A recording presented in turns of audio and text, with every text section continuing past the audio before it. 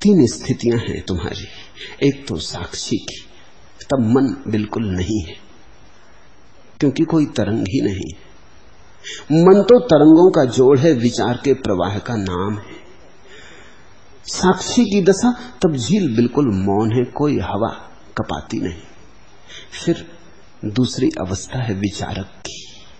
झील कप गई, विचार के बीच पड़ गए, विचार का पत्थर गिरा, वांछा उठी, सब कंपित हो गया, दर्पण खो गया।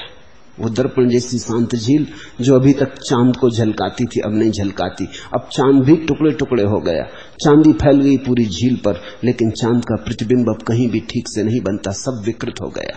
ये दूसरी अवस्था। फिर तीसरी अवस्था कर्ता की।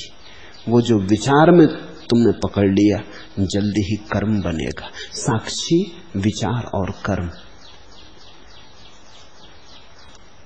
कर्म में आ गए तो घने जंगल में आ गए संसार के। विचार में थे तो आ रहे थे संसार की तरफ।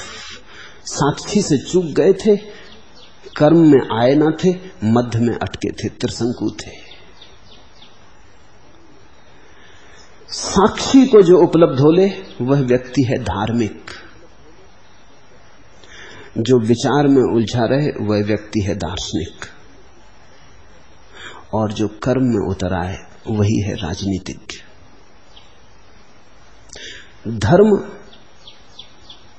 दर्शन शास्त्र और राजनीति, ये तुम्हारे चित्त की तीन अवस्थाएं हैं। धर्म का कोई संबंध न तो कृत्य से है और न विचार से। धर्म का संबंध तो शुद्ध साक्षी भाव से। फिर दर्शन शास्त्र, उसका संबंध सिर्फ विचार से। वो तरंगों का हिसाब लगाता, तरंगों के हिसाब में झील को भूल जाता, तरंगों की गिनती में भूल ही जाता किसकी तरंगे। और फिर सबसे ज्यादा भटकी हुई अवस्था राजनीतिक चित्त की है। वो तरंगों तक से चूक जाता है।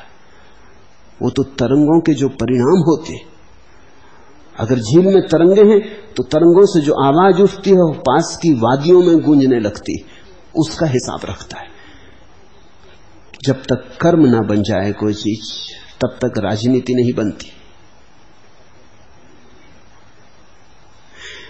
जिन लोगों ने कृष्ण की गीता पर टीका लिखी उनमें तीन तरह के लोग हैं। एक तो राजनीतिज्ञ हैं, जैसे तिलक, अरविंद, गांधी, इन्होंने कृष्ण की गीता पर टीकाएं लिखी। इन सब की कोशिश यह है कि गीता में कर्मयोग सिद्ध करें कि कर्म ही सब कुछ है। फिर दूसरे विचारकों ने टीकाएं लिखी। उनका आग्रह है कि वो विचार की किसी परंपरा को सिद्ध करें। अगर विचार की कोई परंपरा भक्ति को मानती है तो भक्ति को सिद्ध करें। अगर विचार की कोई परंपरा ज्ञान को मानती है तो ज्ञान को सिद्ध करें। विचार की कोई परंपरा अद्वैत को मानती तो अद्वैत सिद्ध करें, द्वैत को मानती तो द्वैत सिद्ध करें, या द्वैत सिद्ध करें। हजारों विचार की परंपराएं, वो विचारकों की व्याख्याएं। तीसरी व्याख्या कभी की नहीं गई, क्योंकि तीसरी व्याख्या तो की नहीं जा सकती। तीसरी व्याख्या है साक्षी भाव की। वो तो अनुभव की बात है। उस व्याख्या में तो कोई उतरता है, करने का कोई उपाय नहीं है। क्योंकि अगर वो तीसरी भी व्याख्या की जाए तो वो दूसरी व्याख्या बन जाएगी। अगर कोई ये भी सिद्ध करने की चेष्टा करे कि साक्षी भाव है गीता का मूल उद्देश्य, ध्यान है, समाधि है, तो भी वो विचार का हिस्सा हो जाएगा। तीसरी व्याख्या की नहीं जा सकती। लेकिन जिन्होंने तीसरी व्याख्या समझी अनुभव से, वे ही समझ पाए। बाकी सबने अपनी समझ के कारण कृष्ण की समझ को अस्त व्यस्त कर दिया। हरि ओम।